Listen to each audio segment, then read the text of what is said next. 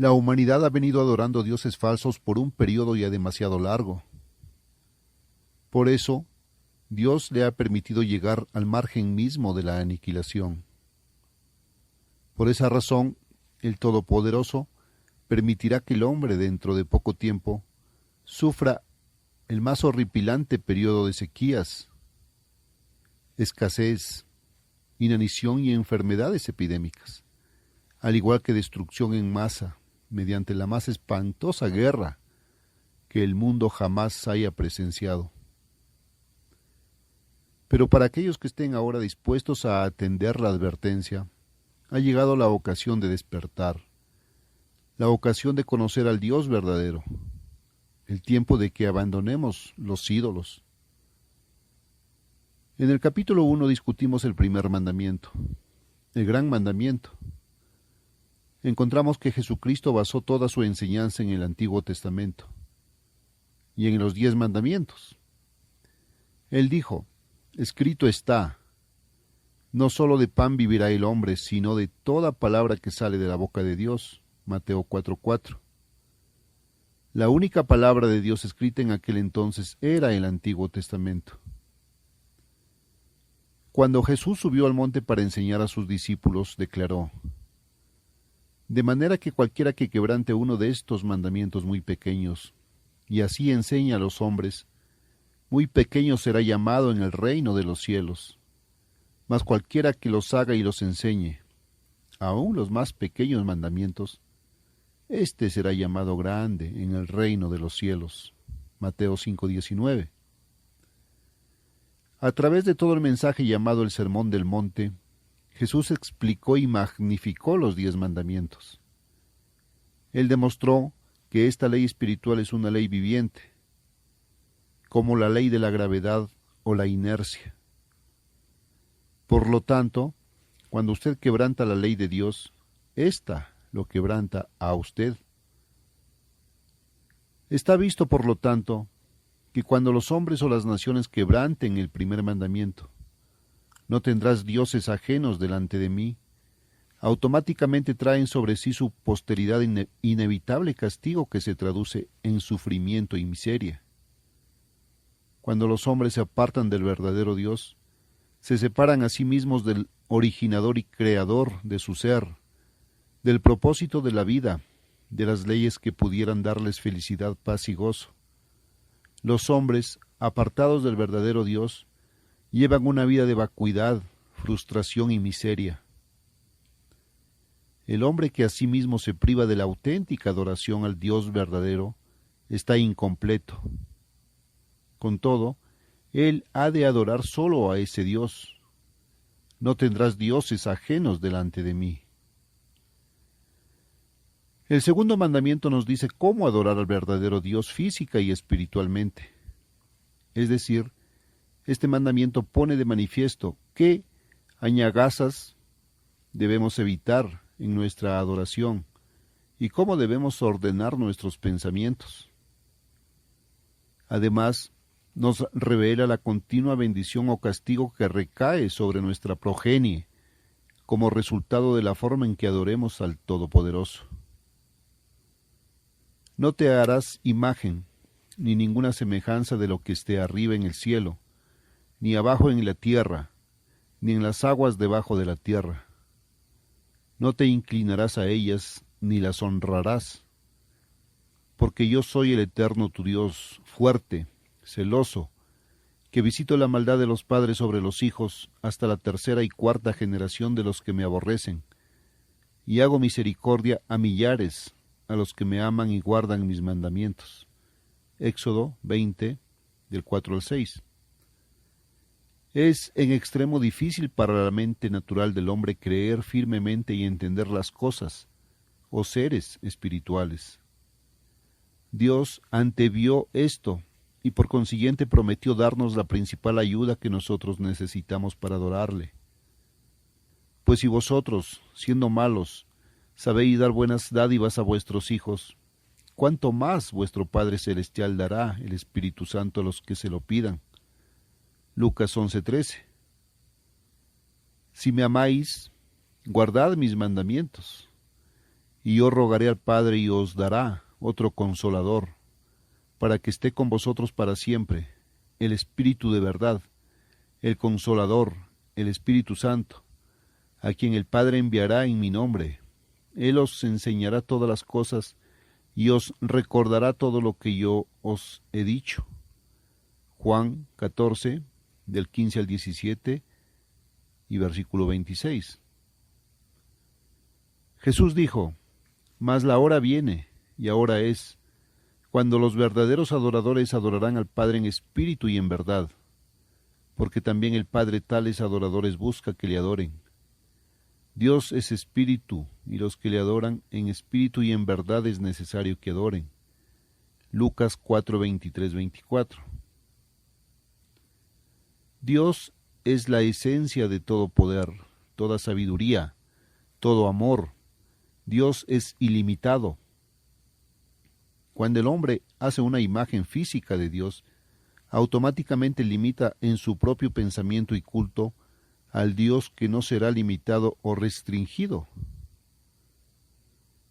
Muchas veces, tras de reiterar los 10 mandamientos, Dios amonestó a Israel que se abstuviese de cualquier forma de idolatría. No haréis para vosotros ídolos, ni escultura, ni os levantaréis estatua, ni pondréis en vuestra tierra piedra pintada para inclinaros a ella, porque yo soy el Eterno vuestro Dios. Levítico 26:1. Sin embargo, para desvanecer cualquier malentendimiento, haremos aquí una pausa y aclararemos que Dios no condena el arte o la escultura, sino la erección de cualquier cuadro o imagen o representación para inclinaros ante ella. En el mandamiento original consignado en Éxodo 20, del 4 al 6, Dios no está condenando todas las pinturas o imágenes, sino que el mandamiento continúa: no te inclinarás a ellas ni las honrarás. El verdadero fundamento de toda idolatría estriba en que el hombre, rebelde y voluntarioso por naturaleza, rehúsa rendirse o someterse al verdadero Dios y adorarle en la forma que él ordena. Sin conocer pues al verdadero Dios, sin tener su espíritu, el hombre cree que necesita algún auxiliar o representación de diseño humano que le ayude a adorar el concepto que él se ha forjado de Dios. Nótese que este segundo mandamiento no está hablando de la adoración a un ídolo. Eso lo prohíbe el primer mandamiento. Este segundo mandamiento prohíbe la interposición de objetos físicos entre nosotros y la adoración que debemos rendir al Dios invisible. Millares de cristianos de profesión emplean en sus cultos religiosos representaciones y cuadros supuestamente de Jesucristo, y hasta los exhiben en sus hogares. Pero, ¿qué dice la Escritura acerca de tales cuadros? En primer lugar, es obvio que el segundo mandamiento claramente prohíbe el uso de cualquier cosa que represente a Dios, o pueda llegar a ser objeto de adoración. Y puesto que Cristo es Dios, Hebreos 1:8, no es lógico pensar que este mandamiento prohíbe directamente el uso de cualquier imagen o semejanza de su persona. No obstante, como siempre habrá algunos que intentarán razonar acerca de este punto, es necesario estar apercibidos de que las imágenes comúnmente aceptadas como de Cristo no tienen similitud alguna con la apariencia del verdadero Jesucristo. Jesús, en los días de su carne, fue un judío, Hebreos 7:14, y es innegable que las facciones que muestran estas falsas imágenes no son las de un judío.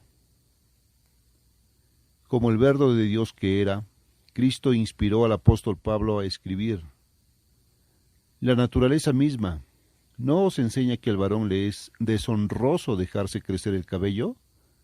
Primera de Corintios 11:14. Sin embargo, las imágenes que el mundo usa invariablemente muestran un hombre con cabello largo, de facciones suavemente femeninas, mirada sentimental y con un aire de falsa santidad, que en nada concuerdan con la descripción bíblica del verdadero Mesías. La apariencia de Jesús era de absoluta masculinidad. En juventud fue carpintero, trabajaba al aire libre, y la mayor parte de su tiempo lo pasó al aire libre, aún durante su ministerio. El rostro de Jesús debe haber tenido una apariencia un tanto rugosa y quemada por el sol. Definitivamente no tenía aspecto afeminado, sino que usaba pelo corto, aunque es posible que llevara barbas. No tenía rasgos hermosos o aristocráticos, sino que, como él mismo inspiró a Isaías para describir su apariencia humana, no hay parecer en él, ni hermosura. Le veremos más sin atractivo para que le deseemos. Isaías 53:2. Como humano, Jesús, a la joven edad de 30 años, era un judío normal, rebosante de salud, y quizás de apariencia un tanto ordinaria, que predicó con gran celo y convicción el mensaje del futuro reino de Dios, que ya muy pronto gobernará toda la tierra. Sin embargo, si hemos de pensar que la apariencia de Jesús, debemos de hacerlo, al menos en términos generales, conforme a su aspecto actual, según él mismo se describe en Apocalipsis 1, del 13 al 16. Su cabeza y sus cabellos eran blancos, como blanca lana, como nieve, sus ojos como llama de fuego, y su rostro era como el sol cuando resplandece en su fuerza. Como Dios mismo que es, el rostro de Jesús brilla ahora con esplendor y con poder.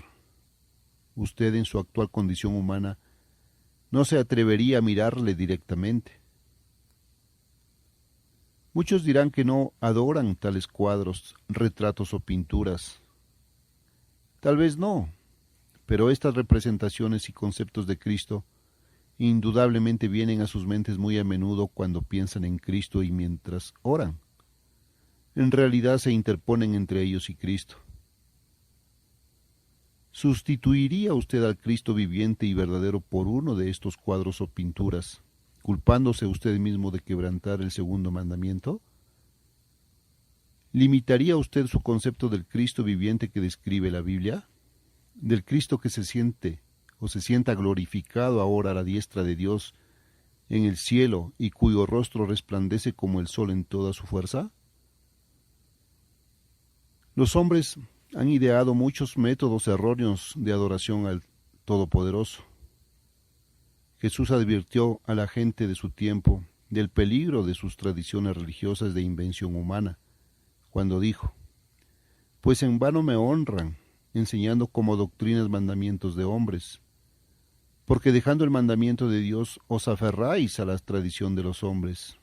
Marcos 7, del 7 al 8. Muchas de las fiestas tradicionales que se celebran en este mundo no están basadas en la Biblia, sino que han sido tomadas directamente del paganismo e implican prácticas y conceptos contrarios a la verdad de Dios. Y al igual que los cuadros, pinturas u objetos físicos que interponemos entre nosotros y nuestra adoración a Dios, éstas dan un falso concepto de Dios y de su plan de salvación para la humanidad. Por ejemplo, la Navidad pinta al niñito Jesús en los brazos de su madre, teniendo como fondo un humilde pesebre de Judea.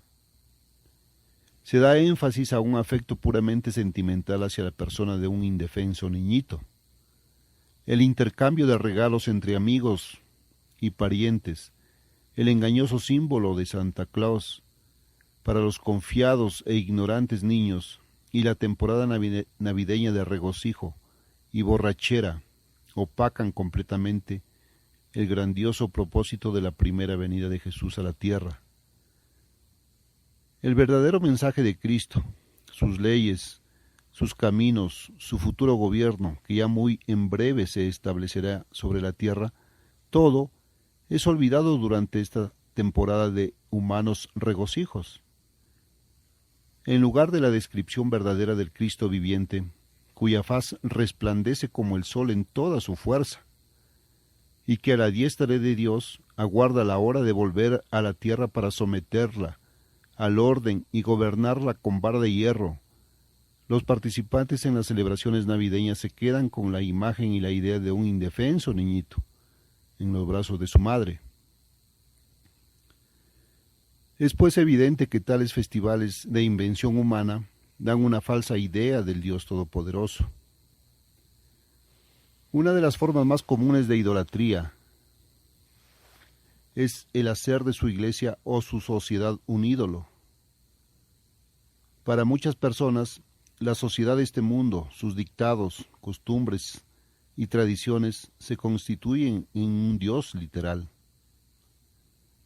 Muchos individuos temen, con verdadero pánico, hacer cualquier cosa que pueda señalarlos como diferentes o raros. Creen que tienen que conformarse a este mundo y sus caminos. Pero Dios ordena, no os conforméis a este siglo, sino transformaos por medio de la renovación de vuestro entendimiento. Romanos 12:2. Este mandamiento debe parecer muy difícil de obedecer a aquellos que creen que otros individuos son rectos en lo que piensan, hacen y practican. La Biblia indica que muchas gentes en los días de Cristo fallaron miserablemente en lo que respecta a su adoración, porque amaban más la gloria de los hombres que la gloria de Dios. Juan 12:43. Si usted ciegamente obedece los dictados de su familia, su iglesia o sociedad, en lugar de los directos mandamientos de Dios, es culpable de idolatría. Ese grupo o institución viene a ser un ídolo puesto en el lugar del verdadero Dios. Aún la forma en que se conduce un servicio religioso puede ser muy peligroso. Debemos cuidarnos de no poner énfasis en la complacencia de los sentidos físicos humanos, porque esto nos aleja por completo de la adoración a Dios en espíritu. La Biblia directamente nos advierte que los hombres de nuestros días tendrán la forma de la piedad, mas negando el poder de ella. O como mejor lo rinde la versión popular, seguirán muy bien las apariencias de la religión, pero negarán su poder, su espíritu verdadero. Segunda de Timoteo 3:5. El verdadero Dios es el invisible, eterno creador y gobernador del universo. ¿Cómo debemos adorarle? Él responde, a este hombre empero miraré, al que es humilde y contrito de espíritu, y que tiembla ante mi palabra. Isaías 66:2, versión moderna. Usted debe de adorar al Dios directamente y con un corazón humilde y dispuesto a obedecerlo. Debe de estudiar la palabra de Dios con el deseo de ser corregido por ella y temblar ante la autoridad que ésta tiene sobre su vida. Con un corazón experimentado en sumisión mediante arrepentimiento y obediencia. Usted debe orar a Dios muchas horas cada semana, de rodillas y en silencio mientras desempeña sus tareas cotidianas. Debe llegar a conocerle y amarle como a su Padre. Al igual que Enoc, Noé y Abraham, usted debe aprender a caminar con Dios y estar en constante y creciente comunión y sumisión a Él cada día de su vida. Entonces, guiado por su espíritu, jamás pensará en poner un objeto físico entre usted y su adoración al gran soberano del universo y Padre personal suyo en el cielo. Hemos visto que Dios prohíbe el erigir cualquier imagen o ídolo para representarlo. Porque yo soy el eterno tu Dios, Dios celoso, que visito la iniquidad de los padres sobre los hijos, hasta la tercera y la cuarta generación de los que me odian, y que uso de misericordia hasta que con la milésima generación de aquellos que me aman y guardan mis mandamientos. Éxodo 20, del 5 al 6. Por ser nuestro Padre, Dios vela con amoroso celo por nuestro eterno bienestar. Él es celoso sobre nosotros en el sentido de que no quiere la destrucción de sus criaturas, y por lo tanto, no apoyará la adoración de falsos dioses entre sus hijos. Esto, por supuesto, es para nuestro bien. Si persistimos en una forma idolátrica y vana de adoración, Dios dice que visitará nuestra iniquidad sobre nuestros hijos, nietos y bisnietos. Ciertamente hay muchas ramificaciones de esa declaración y principio. Pero hay un significado que es por demás obvio en este contexto. La persona que practica tal forma de adoración queda bajo la influencia de ese falso culto, y con ello no solo está haciendo daño a su persona, sino a sus hijos y a los hijos de sus hijos. El principio es que la falsa idea de adoración será transmitida por los padres a los hijos, por generaciones, lo cual alejará a estos más y más del conocimiento del verdadero Dios y la correcta y necesaria comunión con Él. Vemos pues que es algo solemne y terrible el transmitir a sus hijos un falso concepto de Dios. Es una de las cosas más funestas que puede hacer el hombre. Pero junto con esta advertencia, Dios da una misericordiosa promesa a aquellos que quieran adorarle como Él ordena. En el caso de estos, Él es un misericordioso y amante Dios, que usa de misericordia hasta con la milésima generación de aquellos que le aman y guardan sus mandamientos. He ahí un marcado contraste. Dios solamente visita la iniquidad hasta la tercera y cuarta generación, antes de intervenir con un misericordioso castigo y llamamiento a la verdad. Pero muestra su misericordia hasta con la milésima generación de los que le obedecen. Dios llama a los hombres hacia su inmediata presencia espiritual, a adorar a su Creador directamente.